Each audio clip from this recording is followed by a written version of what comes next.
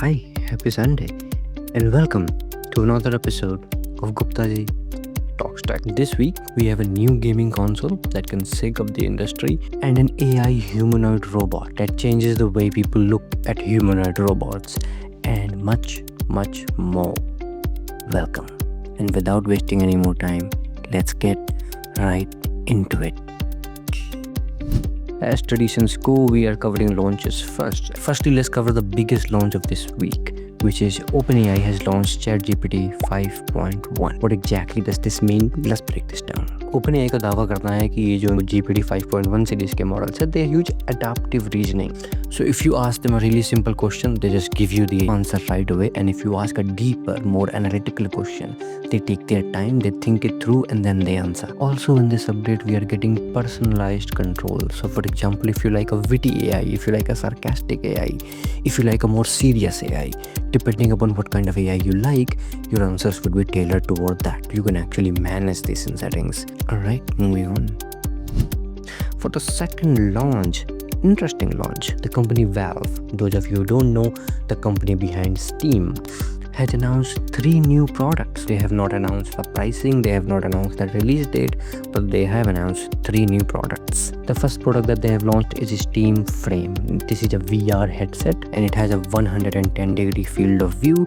It does not require a gaming PC to work. The second product and the most important product is that they have launched the PC gaming console, which is known as Steam Machine. It's going to have the capabilities to stream games really quick because it will have SteamOS pre-installed. It's going to be heavily optimized for these games, and also it promises 4K 60 FPS on AAA titles. The third product that they are launching is Stream Controller. They haven't said much about this one. It's just that it's supposed to replace a mouse. I don't know. I mean, people have gotten quite comfortable with keyboard and mouse gaming, so I don't know. Let's see. For the third launch, Google has launched Opal to almost 160 countries now. Their attempt at a no-code AI platform is heavily integrated with Gemini and Google things. For example, if you can think of something to do with Gemini and you can want that data in Excel, you can literally make an app for it that will remind you and do this every day. So really helpful, really interesting stuff. Doesn't cost you anything. If you want to try it out, I highly recommend that you do.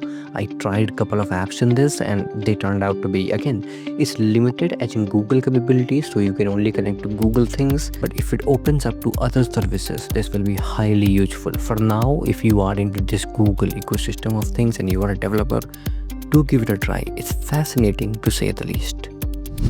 Alright, let's move on to stories.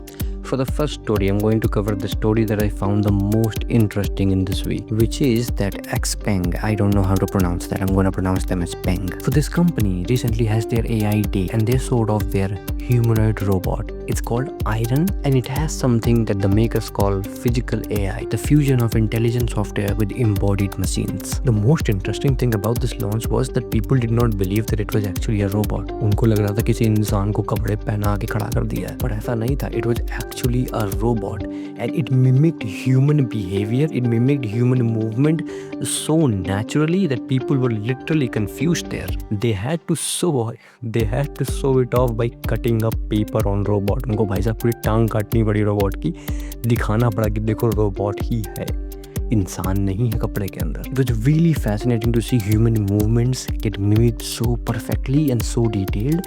We often don't realize, पर जब हाथ ऐसे घुमाते हो ना, the range of motion you can do, it's really hard to mimic this in robotics. And they have somehow done it. The scariest part about all this is that this is just the beginning. Also, they're not keeping this closed off. They are also launching an open SDK for this. For example, if a developer wants to program something into this, they can. It's an open SDK. You can develop anything around this, and to be able to see this done so perfectly, hot giggity damn, China is really ahead.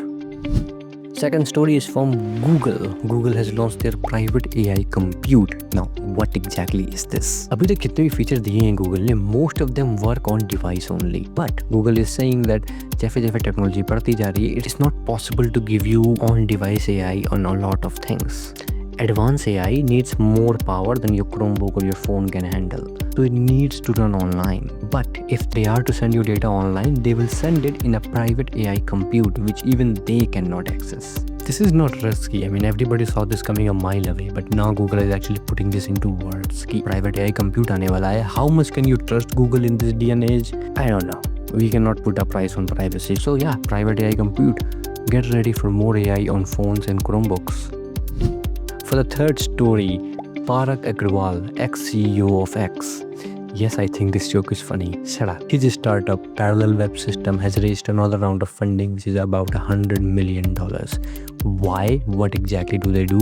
Let me explain. Parag is saying that traditional web, जैसा कि web हमारा है internet, it's hard to navigate for AI agents because it's not designed for AI agents. It's designed for people like us. They are designing a web that is accessible to AI agents more readily, more easily, and well, way faster, that they can process the information through this. They claim that this reduces hallucination by a lot and also reduces false information. They say that they can mitigate this by building a web, a search web specifically for AI agents, and this is why they have raised another $100 million to do it. An internet specifically for AI agents. Let's see where this goes. For the last news, we have Broadcom partnered up with Xpeng, and what they have done is they have unveiled a new AI chip which can do on-device AI, specifically around voice. This is a huge deal. And when I say voice AI, I mean dubbing, voice translation, all this on-device. You don't need anything else. You just need your phone and that chip will do it for you. This means you can enjoy instant communication, instant translation, instant dubbing without even having access to internet. And it will do it just like this. No internet, nothing required, on device. This chip supports over 150 languages as of now. Everything happens on device, so no data leaves your device. Everything is in your control. The future is very bright for voice AI. Let's see where this goes. Alright, this has been it for this week. If you like the video, you know what to do. If you have a friend that likes tech videos, you know what to do. This is your host Saurabh, and this has been your latest episode on GuptaJiTalksTech. And I'll see you next week.